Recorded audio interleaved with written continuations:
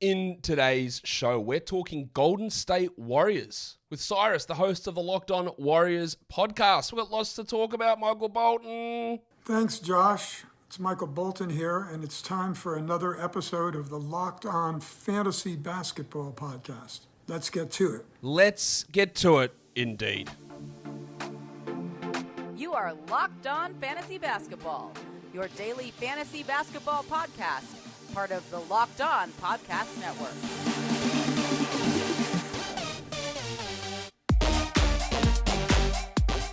Hello and welcome to the Locked On Fantasy Basketball podcast brought to you by Basketball Monster. My name is Josh Lloyd and I am the lead fantasy analyst at basketballmonster.com and at Yahoo Sports Australia. And you can find me on Twitter as always at redrock_bball and on Instagram at Locked On Fantasy Basketball. Thank you for making Locked On Fantasy Basketball your first listen every day. We are free and we're available on all platforms. We're here to talk Golden State Warriors. There's a lot of intrigue around them, of course. Full season of Klay Thompson. What the hell happens with James Wiseman? We're going to break all of that down. Coming up right now, Warnie. Let's get it on, Gilly. All right, so for the first time on the show, we're talking Golden State Warriors with the host of the Locked On Warriors podcast, Cyrus Saatsaz, is here with me. Cyrus, welcome to the show. Thanks, Josh, for having me. I'm sorry, I got confused there. Seeing all the graphics. Great to be with you. I've never met an Aussie that I did not like. So anytime an Aussie asks me to do something, I say yes. So it's a pleasure to be on your show, sir. We'll see if we can change that by the end of this show, Cyrus. See if I can be the exception to the rule. But we're here to talk Golden State Warriors. Of course, everyone knows that they won the NBA title last season, but they didn't. I was going to say they didn't stand pat in the offseason. Some of that wasn't their choice. They had a lot of transition on their roster. So I'm just going to go through, as I do with all these shows, start off by looking at what happened with the roster. Coming in, Donte DiVincenzo, JaMychal Green, Ryan Rollins in the second round, Trevion Williams is an undrafted free agent, Patrick Baldwin in the first round, Lester Quinones, and Mac McClung. And they lost some important players. Otto Porter, Gary Payton, Andre Iguodala remains unsigned. Who knows if he's back or not. Nemanja Bjelica, Damian Lee, Juan Toscano Anderson. A lot of rotation players there, Cyrus. Out of the guys that are missing, Porter, Payton, Iguodala, Bjelica, Lee, Toscano Anderson, who do you think is the most important loss for the Warriors? Oh, easily Gary Payton II. It's not even up for debate, in my opinion. This was a player who made a profound difference. I still don't know if they win the world championship without him. His impact defensively was second to none, but it wasn't just defense. Offensively, he very underrated as a player. His corner three was solid, incredibly athletic. Despite being 6'3", he played like a big, where he was catching lobs and throwing it down. Getting offensive rebounds and putting those back, always being in the right place at the right time. That's the way Steph Curry described it. So Otto Porter Jr. will be missed severely as well. Bjelica was grossly underrated. His defense on Jason Tatum in the NBA Finals was just incredible and outstanding. But Gary Payton II is the one that's going to be lost, I think, the most, just because you don't replace a player of a defensive savant like him. The amount of trouble he gave in the playoffs, a guy like Ja Morant, even to Jokic. He didn't play in the Mavericks series, so Luka didn't get a chance to really experience his defense. But Gary Payton II is a player that the Trailblazers are going to love, and the Warriors, I hope, will not suffer losing him. So they try and replace him with, I guess, Donte DiVincenzo comes in there, but they're also hoping that Moses Moody can step into a larger role to help replace Payton and Damian Lee, and they hope that Jonathan Kuminga can step into a role to replace Porter and Iguodala and Bjelica and Toscano Anderson. So lots of heap on these guys who played sort of roles last season, but not really huge. Not really huge roles on the team. They were sort of in and out of lineups at times. So there is a lot of expectation on those guys to be able to step up and fill in for not only one player but multiple players. Yeah, it is weird because Jonathan Kuminga and Moody, it's so easy to forget that this is just going to be their second year. I mean, Jonathan Kuminga was reportedly seen in Vancouver, Canada, a couple days ago, where you can drink if you're 19.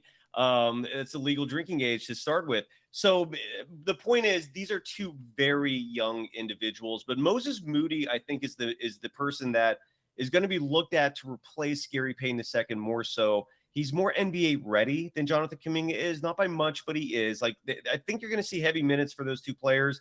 And honestly, it's weird. Until they signed JaMychal Green, I thought this was a colossal loss in terms of an offseason for the Warriors. I mean, losing Gary Payton II, losing Otto Porter Jr., those are huge bench players for him that they lost. And the Warriors are not a top-heavy team. When you hear the adage strength in numbers, it rings true because they rely on their depth. They rely on their bench.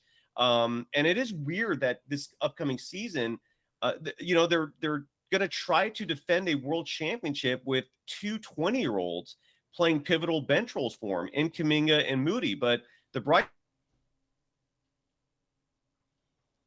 side, as I see you petting that cat looks amazing, by the way. Is that a tuxedo cat? No, it's a dog. That's awesome. Anyways, but yeah, that's a dog? Yeah. Oh, I'm sorry, man. I sincerely apologize. I can only see his back. I'm a dog person. I love it. There you go. But his name's Higgins? No, his name's... Hi, buddy. There you go. You say hi? You can't see him, Obi, but what's that's his fine. name or her name? His name's Obi. Hi, Obi. How you doing, bud? Yeah. Like Obi-Wan Kenobi? Exactly. Yep. Oh my God, I love it. I'm a huge dog person. I lost my dog some months ago and it broke my heart. It still does. But anyway, so the bright side to Kuminga and Moody is that, and losing Gary Payton II and Otto Porter Jr. is that a lot of people in Dub Nation, and I think also in the coaching staff and within the organization as well at an executive level, wanted to see more minutes for these two because the potential is limitless right now for both these individuals. I mean, the Warriors, the timing of them having these two horrible years in this stretch of the dynasty, and for them to end up landing two lottery picks in what could be the deepest draft in the history of the NBA was just so fortunate for them. I mean, because again, these are two guys that we're now going to be seeing 25 minutes a night, and these two could end up being all-star, possible superstar caliber level players. So on one hand, there's a little anxiety because it is uncertain. They're unproven. James Wiseman is also another player in terms of comings and goings. I would actually put him in the in category just because he did not play a single minute last year, and they're going to be seeing a lot of him as well. But I'm excited to see these youngsters play, and we're going to be seeing them play a lot. But they did also add some fantastic veterans in Dante DiVincenzo, and I think more importantly, JaMychal Green. You're going to see a lot of minutes from those two, and they're going to be expected to carry the load lost by those other two players. That brings me into talking about Wiseman because you said like he didn't play a minute last season, but we assume that he's fine now. He played in summer league. I've never been overly impressed with what I've seen from Wiseman on court. Like, I know he's fast, I know he's athletic, I know he can jump, but he just feels lost to me. And offensively and defensively, doesn't feel like he's in the right spot. And some of that is just he just hasn't played for 3 years. Really, he didn't play in college, barely played as a rookie, didn't play last season. So yeah, that's going to be part of it. So.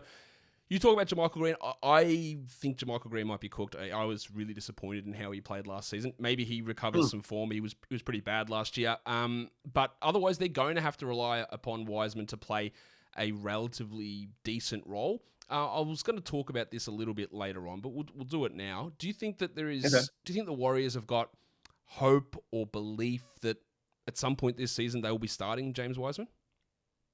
Kevon Looney is right now the penciled in starter. Steve Kerr said as such.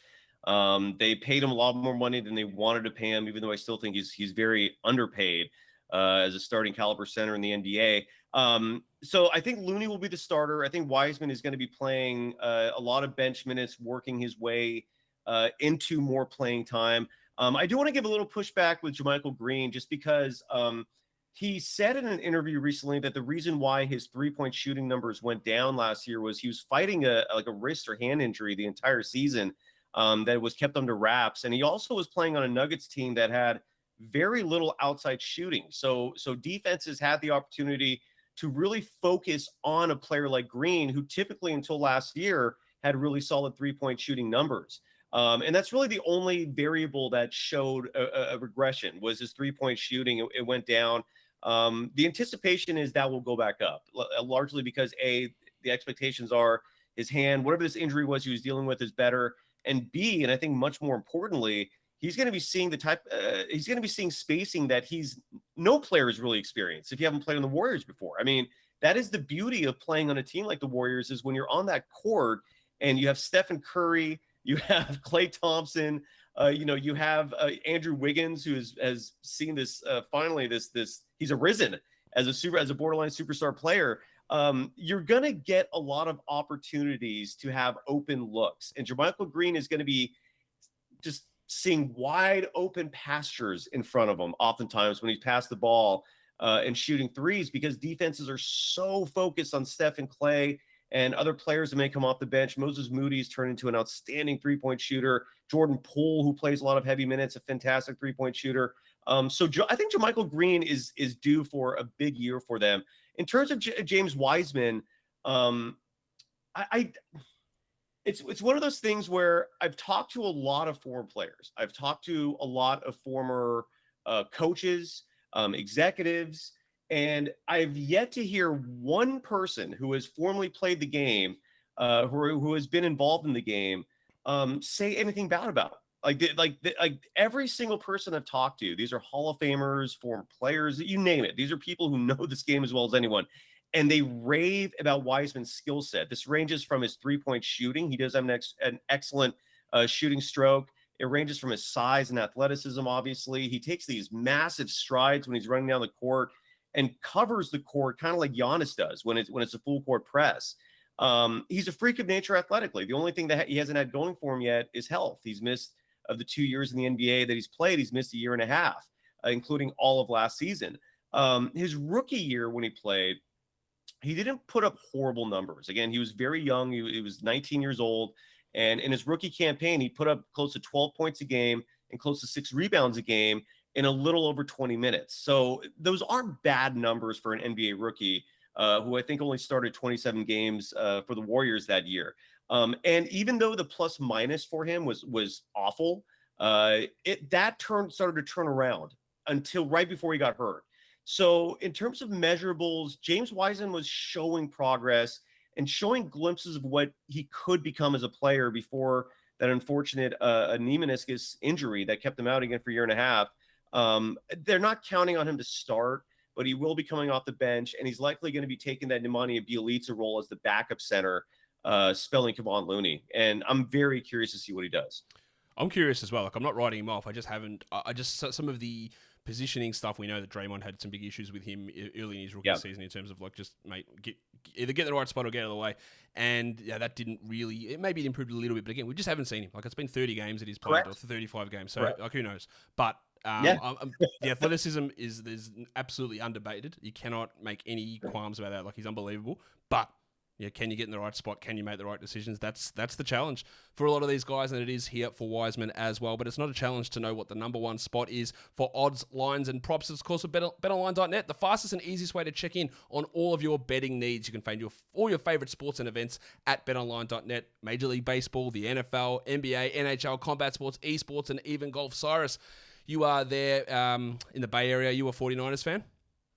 I am, yeah. That was actually, I rooted for them more than the Warriors growing up, and I'm very curious to see what Trey Lance has to offer this year. What's BetOnline proposing that we can bet on? Well, we've got the 49ers preseason game against the Vikings this weekend. They are 4.5-point underdogs. I'm sure we'll see some Trey Lance. He was pretty good in game one, I thought. So we'll see what happens there. We'll see how Kyle Shanahan runs the running back rotation, because, you know, I'm a big football man, knowing about all these players and Trey Sermon and all these guys. But we can check whatever we want out at BetOnline. All of these odds, all these props, everything is there. It's your top online resource for sports wagering information, live in-game betting, scores, and podcasts. So head to BetOnline today or use your mobile device to learn more about the action that is happening today. BetOnline, of course, is where the game starts. Cyrus, this is the easiest starting lineup in the NBA. It is, of course, Steph Curry, Klay Thompson, Andrew Wiggins, Draymond Green, and Kevon Looney. No one's debating it. No one's saying anything about it. I don't think there's any point even really going on too much about it, but we've got to, for completion's sake, that is your projected starting lineup. But the bench rotation, you think they're going to run pretty deep here with this group. Most teams are a 9 to 10-man rotation. You think you're going to see a lot of sort of 11-man nights with DiVincenzo, 13. Poole, 13? I think we're going to see, I think it's going to be 13. Wow, okay. Obviously, Dante DiVincenzo. Jordan Poole is their sixth man. There's no debating that. All right, so let's talk Poole for a second. Do you think your sixth man means 25 or it means 31 minutes? Oh, easily 30. Yeah, I mean, so. Jordan Poole, what you're going to be seeing a lot with the Warriors this year is, especially with back-to-backs, there's going to be a lot of staggering in terms of the team not playing their veterans in back-to-back games. It's unlikely you're going to be seeing... They have the most back-to-backs in the NBA. I saw that, which is weird. So you're not going to be seeing Steph and Curry playing in those back-to-backs much, I don't think. Klay Thompson did not play in any back-to-backs last year. I don't know if they're going to ease that this season or not. Draymond Green, I don't expect to play in much back-to-back games. Even Wiggins might be questionable because I think they want to save a lot of these guys for the postseason. But the Warriors have always gone deep into their bench. There's nothing new here. Even in the playoffs, they were going 10 deep sometimes, whereas you rarely see that in postseason action. But the Warriors have this has been their staple in terms of success, is having a deep bench, with the exception of the Kevin Durant years. They kind of ran thin there because they didn't need it. So when you look at the bench here, these 5 or 6, I'm sorry, they're going to be playing significant minutes. Jordan Poole, again, like you mentioned, he'll be playing 30-plus minutes, and he's going to be motivated because at the end of the season, he could be a restricted free agent. He wants a max deal. And so the Warriors are counting on him keeping that in mind and playing with an extra level of motivation to earn that max contract. So Jordan Poole is going to be playing 30-plus minutes a game. Dante DiVincenzo, if he's healthy, will likely be playing 25 minutes a game. And they're counting on him to spell a lot of those Gary Payne the second minutes. But then Moses Moody, Kuminga, and Wiseman are really the intriguing parts here, because these are 3 very young players who have so much potential, and there's no doubting their athleticism. Like, they belong in this game in terms of what they can do. The question now is whether or not they can put it all together. Moses Moody's a fantastic outside shooter. Jonathan Kuminga's athleticism, I mean, when you see his dunks, it's mind-blowing how high he gets up and how easy he slams those balls home. And then James Wiseman's an athletic freak. JaMychal Green is the veteran who I think is going to be spelling Draymond Green a lot and giving him a reprieve, especially in back-to-back nights or on nights whether it's a blowout or it's a secondary opponent. But 2 names that are not on that list that you're going to be seeing some minutes from as well. One is Quindary Weatherspoon, who's currently on a 2-way deal.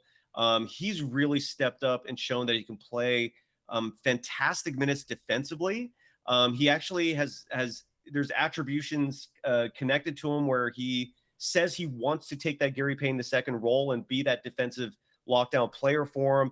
And then Ryan Rollins is another player that you're probably going to see a lot of minutes as well. The Warriors spent $2 million to move up 7 places in the second round of the draft to acquire Rollins.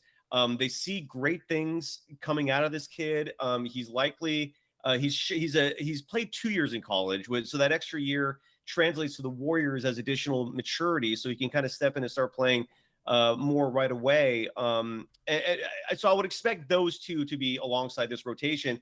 And then the Andre Iguodala mystery. I mean, the team is apparently just sitting back waiting for him to decide if he wants to retire or not. There's apparently no rush.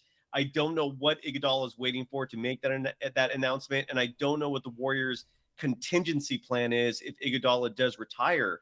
I think a lot of people want him to retire just because his body was breaking down. He really couldn't play much anymore. I don't really see what the point is of him coming back another season, but he might. And so that's a question mark as well, because if he does come back, he will play. It won't be much. He'll probably be like 10, 15 minutes a night, but he can still play.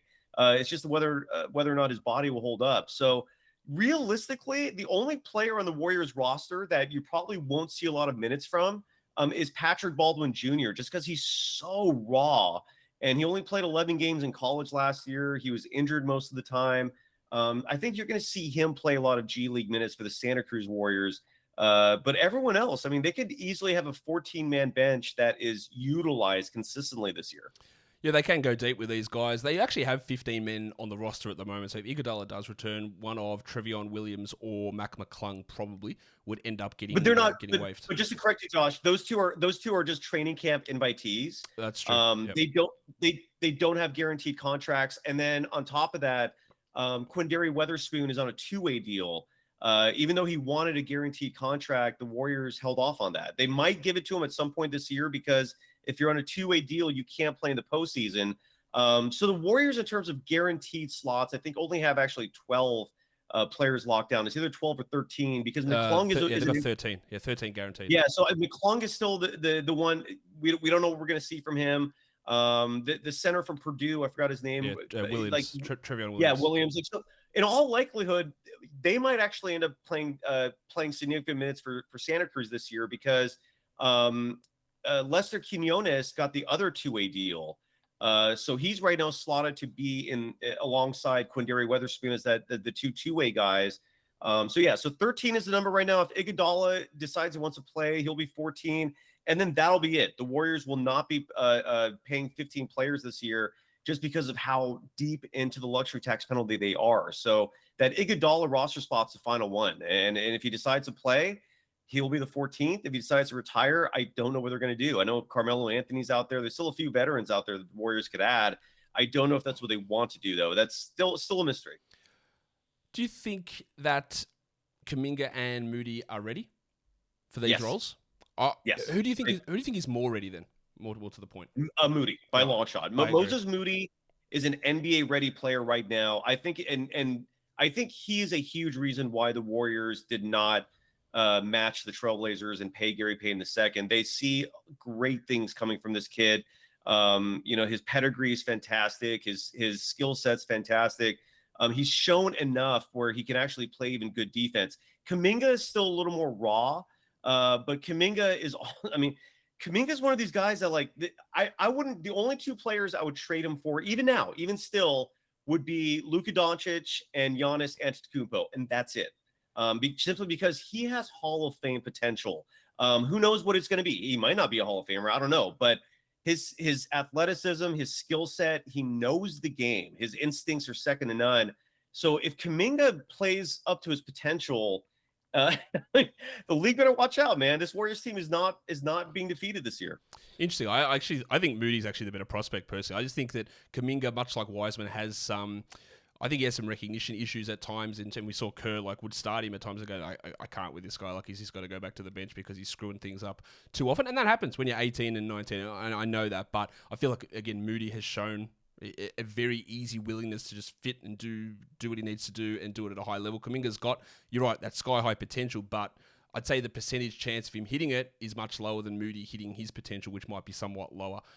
Interesting. I do want to add, though, too, Kuminga did start 3 playoff games for the Warriors this year. That the team does have a lot of confidence in him. It's just his outside shot is not at Moody's level right now. He's already becoming a fantastic ball handler. In Summer League, actually, they played him at the point guard position because they want him to become more accustomed with bringing the ball up, with handling the ball, being in those pressure situations. You're right. I agree with you right now that Moody's a better player, but in terms of potential, Moody could be an all-star. I mean, he could also reach those levels, but Kuminga's athleticism is so freakish that, and he has an understanding of the game in terms of recognition for where to be on the court, being in the right time at the right place kind of thing. He attacks the rim as well as anyone. He already has a post game developed, which you don't see from a lot of 19-year-olds or younger players in this game. But I do agree with you that Moody right now is ready to go. But in terms of the potential, Kuminga could be something else, man. I'm very curious to see what he does this year. That's for sure. We talked about this already, but resting is going to be the plan for this team. They played well into June in the NBA Finals. Their key players are old, Steph is 34 and Draymond's 32 and Clay's 32 off catastrophic injuries. Even Wiggins, he's not old, but he's 27. So he's not super young, and they've got just an absolute bevy of younger guys that can come in and fill in here and there. And with the most back-to-backs in the league, that does impact players playing fantasy basketball, because I don't think that Steph is going to miss every back-to-back, nor is Draymond, and maybe not even Clay. But I would expect out of those 15 back-to-backs, Cyrus, that they miss maybe 10 of them. It just depends. Last year, Steph true. played in the back-to-backs, but at the same time, last year, you might be right. What I envision likely happening though is with those back-to-backs is you're going to have. So let's say you have a back-to-back. You'll have Steph and maybe Jordan Poole playing together in the backcourt for one game. Then in the next game, you might have Poole and Klay Thompson playing together, and then Curry will rest. They have enough depth where they can stagger these rotations and not have to play them on back-to-back nights. Even Draymond Green, the reason why I don't know if they'll play him in back-to-backs is just because the JaMychal Green addition was huge. They're going to probably play him at times as a stretch 5. That's how small they like to run it, which is weird. I'm not a big fan of that, but look, it works. I mean, they've won 4 titles in 8 years running this system mostly. And then Kevon Looney is still vastly underrated. We haven't even talked about him yet. I don't know if they win a world championship without him either. I mean, he's grown as a player and as a big, and he's only, I think, 26. Yeah, he's super young as well. Yeah, which is crazy. Yeah. He feels like he's been there for 20 years. Yeah, exactly. So, Yeah, you're right. You're right. Kerr has not alluded to that. That's something I'm going to ask him at some point during this preseason, is what his plans are for those back-to-backs and whether or not Curry will be playing in some of those. I'm curious to see that as well. I personally wouldn't. I just don't see what the point is.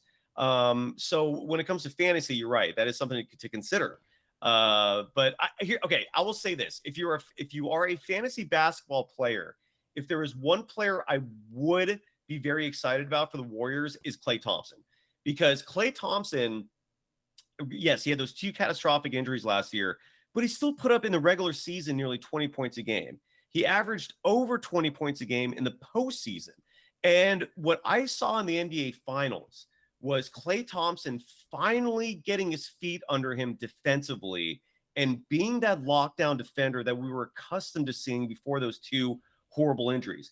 Klay Thompson next year is a man who's motivated, is a man who's out to prove a lot of people wrong, is a player who some of the game's all-time greats from Kobe Bryant to Michael Jordan have alluded to him as being a stone cold killer. He has that mentality. You don't see it often. Him and Steph are masterful at hiding it, at masking these personalities, but you have to have that to be the level of champions that they are. So I see Klay Thompson being someone who's putting up 24, 25 points a game this year. I really do. I think Klay Thompson is going to have a breakout year, one of his best seasons statistically, just because even though he had those 2 horrible injuries, he's over it. He beat it. He proved that he's over it. And the one bright side with dealing with those injuries is those were 3 years almost of no wear and tear on a basketball court. So he's going to be relatively fresh compared to some of his teammates playing this year. And he's got the green light to put up heavy minutes. So you're probably going to be seeing 37, 38 minutes from him a night. And I think he's going to light it up, man. I really do. Because Klay Thompson was on the verge of reaching another level before that injury. And I started to see that in the postseason, that he's coming back to that form. And so if you're a fantasy player, I would look for Klay Thompson. If he's on a bargain, grab him. Who do you think is a breakout candidate on this team? I reckon we've probably talked about these guys enough, but who do you think is the guy that's going to take a big step forward? Could be James Wiseman. It could be. It really could be, because he is a large human being. And when you have this amount of talent on the Warriors, I mean, he's going to be out there oftentimes with players like Jordan Poole, Stephen Curry, Andrew Wiggins, Moses Moody has turned to a fantastic shooter. And he's going to have a lot of spacing out there. You can't, one of the things that makes the Warriors so lethal is you can't double team players. And if you're going to double team someone, it's going to be Steph. And that always opens things up for other players. So when you have a player like James Wiseman, who's 7 feet tall, weighs about 280, and he's got a skill set of a swing. I mean, people have compared him at times in terms of potential to being more like a Kevin Durant, because he can actually shoot the 3. He has a lot of moves offensively, both in the post and as a ball handler. And he could. There's a tremendous potential for him having a breakout year. But more likely, I'm going to go with Moses Moody. I think Moses Moody could have a season where he's putting up 15 plus points a game. I sense consistency from him. He seems like someone who night in, night out is going to give it his all. And he's not someone who you're going to have off nights from him. And I think in fantasy, that's a huge thing as well. So I'm going to go Moses Moody 1, James Wiseman 2. Yeah, sorry, you're a really positive guy. You're big into talking about the Warriors, but I want to ask you for something negative. Who's a regression candidate for this team? Draymond Green. I won't even hesitate saying that, just because for the first time in his career, he missed significant time because of injury. And for the first time in his career, he was mentally rattled. This is someone who is widely considered to be the toughest player mentally in the NBA. But in 2 or maybe even 3 games of the NBA Finals, he was rattled. He was not an effective player. You never count on him statistically, right? So I'm guessing Draymond Green is not someone from the fantasy level who is very attractive, because he doesn't give you big numbers. He's Mr. Intangible. He's Mr. Leader. But we even saw flaws, and he's Mr. Durability until this last year. And we started to see some chinks in that armor a little bit. So I think Draymond Green is someone who I fear we might see a regression from. And I hope that's not the case. But if you ask me to name one player, it's going to be him. Do you think the team is better than last season? No, not right now. That could change. Again, when they lost Gary Payne II, Otto Porter Jr. was so underrated. I mean, he was starting NBA Finals games for him. Nemanja Bjelica was fantastic. I mean, he had a poor 3-month run there from January through March, which I think is largely because of a back injury he suffered. It's going to be hard to overcome losing those three guys. So it depends. If Kuminga, Moody, and Wiseman play up to their potential, they're going to be better. But that's a huge what if. And more than likely, I mean, these are second year and a third year player. So, I mean, off the top of my head, I'm going to say not as good, but at the same time, they could be better. That's a tough one to predict right now. Yeah, I would say you have to go in thinking they're going to be worse than last season, just losing some of that. But you're right, there is the potential for that to be better if those three guys in particular, Moody, Kuminga, and Wiseman, do take that step up. Who's the most likely player in this roster to be traded? I think it's a pretty tough question. To be traded? Wiggins and Poole. Just because, their names were loosely linked to Kevin Durant. And the reason why I mentioned those two players is because Wiggins is going to be an unrestricted free agent after this year. Jordan Poole is due for an extension after this year and could be a restricted free agent. So if anyone's going to be traded, I would say those two, and then James Wiseman's the third one. The only reason why I don't say Wiseman is at the top of the list is because I don't think his trade value is that high, and I don't know if the Warriors just want to give him up for whatever he would get back right now. The reason why I mentioned Wiseman as well is because he was a number 2 pick in the draft, and with that comes a lot of money. So this year I think he's going to be making $9 million. Next year he's eligible for 12. And that's a lot of money when you consider that all the tax penalties the Warriors are accruing to pay someone who really is not doing much. Now, granted, if he lights it up this year, it's a different story. But I would say those three in that order are the most susceptible. All right, so let's get to the fun bit now to end this show. We're going to ask some quiz questions. There is a website, Cyrus. I don't know if you're aware of this website called Basketball Index. They have a bunch of different metrics and grades that they put on players. So there's 3 things I'm asking all the hosts: a 3-point shooting talent, finishing talent, and playmaking talent. Now, it's not who has the highest 3-point percentage. It's based on difficulty of shots, self-created pull-up shots versus catch-and-shoot corner shots, which we know there's a difficulty there. Now, I don't expect this is going to be particularly difficult for the Warriors, but we're talking about playmaking. It's not who gets the most assists. It's who's drawing the most attention, who's opening things up for their teammates, who's putting their teammates in good positions, who's throwing different types of passes to high-value areas. And finishing is not about who is just getting putbacks and offensive rebounds for dunks. It's about getting to the rim and fighting through traffic and finishing through contact and drawing free throws at the rim. So all of those sort of things. And I want to see how these talent grades measure up with the people who watch the team in terms of how they would view this. Now, again, I don't think this one is particularly difficult for the Warriors, but who do you think, shock me with this answer, who do you think is the best 3-point shooting talent on this Warriors team?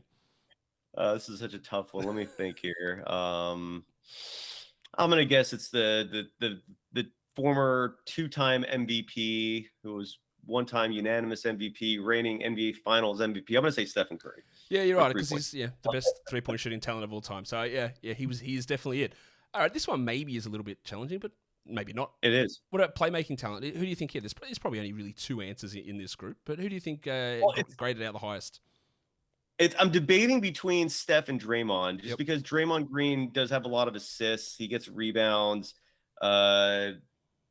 I'm still going to say Steph and Curry, though, but it might be Draymond. I don't know. We'll see. So I'm going to say Steph. It is Steph. All right, let's go for the clean sweep here. Now, this is an interesting one. Finishing talent. Again, it's about getting to the rim, drives, finishing through contact, not just simple putback stuff like who is the most adept driver and finisher at finishing at the rim through those difficult situations on this team, graded out from last season. I'm going to say Andrew Wiggins, just because Stephen Curry does not get free throws. Neither does Clay. Clay doesn't attack the rim all that much. Ever. I mean, he does, but not that often. So I'm going to go Andrew Wiggins. It's not Wiggins. It is a player that you've referenced plenty of times for his elite athleticism. John Kuminga. All right. Graded out as the highest finishing, which is that didn't surprise because when I think back, you know why that is? Makes sense. I'm guessing the reason why that is because he has a really high field goal percentage, and like I said, he's developed his post game. So when he attacks the rim, he's incredibly efficient. I just didn't think he had enough field goal attempts to qualify for that. That's why I wasn't really thinking. I was surprised. I was surprised that he was there. Yeah. But again, when you think about it, like he does so much of his damage at the rim and on drives and has speed and athleticism, that sort of stuff. Last question: which player has Steph Curry faced the most, regular season and playoffs combined, in his career? Which opponent has he played against the most? That's a great question. Because it's either going to be James Harden, Damian Lillard, or LeBron James. I would guess it's one of those three. It is one of those three. Okay, so and then now I got to think back. So I guess he played LeBron in the finals 4 times. He played Dame. I'm gonna go LeBron because I think he played against him 4 times no, hold on, don't say it yet because it was actually 3. It was on 4 times. Yeah, it was 4 times. LeBron James. I'm gonna go LeBron James. It was not LeBron James. Oh, who was it? It was James Harden. Oh. 73 games against. You know why? Okay, I messed that up. Well, they did play in the playoffs a lot, but some of those series also stretched out. 7 games, yeah. Yeah, it's a 7 game. Yeah, so maybe that's why. But the 73 is a lot, though. And Harden's been in the Western Conference for most of his career as well, whereas LeBron was in the East. So you'd get 3 or 4 Warriors-Rockets games for all that time. Plus, he has played against LeBron the most in the playoffs, 23 games against LeBron in the playoffs and just 20 against Harden. But it's like 53 regular season games versus 42 against LeBron. The second on that list was actually Chris Paul, interestingly enough. He had 71 games against Chris Paul over his career, which didn't really expect either. And that's a huge reason why I always am critical of Chris Paul. And when people think that Chris Paul is going to dominate in the postseason, look at Chris Paul's numbers in the postseason. Next time you think he's going to actually do anything. And then look at his head-to-head against Stephen Curry. Stephen Curry owns that man. And that stuff creeps up in the noggin when it comes time to head-to-head matchups. So, yeah, the Chris Paul thing, look, he's a Hall of Famer, no doubt about it, but a little overrated in my book. I don't see Chris Paul ever being the guy who leads the team to a championship, but that's just me. Do you want to know what Chris Paul and Steph Curry's head-to-head record is in the playoffs? In the playoff? Well, yeah, I would like to know that, yes. It's going to be close. It is going to be close because Chris Paul beat him in 2014 in 7 games. And then when Steph beat him, I think that was also in 7 games. So it might actually be 500. It is exactly. Is it? Is it even? Yeah, it's 9-9 in 18 games. Yeah, but again, when the last time Chris Paul beat him was in 2014. Yeah. That was 8 years ago. That was before the dynasty started. And so, yeah, good stuff, man. These are great questions. These are phenomenal questions. That's Bravo. It. The questions are done, Cyrus. We're done with the show. So that is it. Thank you for coming on and chatting Golden State Warriors with me. Thank you, man. Tell us what you got going on over at the Locked On Warriors podcast at the moment. We just had Kristen Peak on, who is one of the most brilliant basketball minds. She covers prospects primarily for Yahoo Sports and Rivals, and just covers high schoolers, college players, G League players, and so I had her on to kind of break down, the Warriors' recent draft picks, such as Patrick Baldwin Jr., Ryan Rollins, and the picks from last year as well, Kuminga and Moody, and then Wiseman a year before that, because she's always right when it comes to the draft. She's always right, and I love having her on for her to give us her insights. Like for example, with the draft, like she was telling me in the audience 3 years ago that the Warriors should have drafted LaMelo Ball instead of James Wiseman, and she was clearly prescient there. So that was a show we just recorded, and then otherwise we're going to break down the schedule coming up. We always get great guests. You can follow the program on Twitter at Locked On Dubs. You can follow me, Cyrus Saatsaz, on Twitter at Dog Surf Roadshow. Josh, such a pleasure, man. You have continued my streak of Aussies that I just cannot dislike, man. You guys, you folks are lovable. I've traveled the world, and every time I see an Aussie, I'm like relieved. I'm like, yes, I found my people. And then I ended up hanging out with you guys. So, and ladies. So, yeah, nice meeting you, man. You too. And everyone, go check out Locked On Warriors, all the stuff that Cyrus has got going on over there. Cyrus, thanks again for coming on Locked On Fantasy Basketball. Thank you. Thank you, Josh. And that'll do it for me today. Don't forget to follow this podcast. Where is it? Oh, I just completely lost my mind. Follow this podcast, Apple Podcasts, Google Podcasts, Stitcher, Spotify, and on the Odyssey app. If you're on YouTube, you know what to do. You thumb it up. You drop your comments down below. I hope there's been some movements in some rankings so I can do Market Watch Monday tomorrow. But we'll see. We'll see what's coming. There's definitely stuff coming. There's more team previews coming next week as well, guys. We are done here. Thank you so much for listening, everyone. See ya.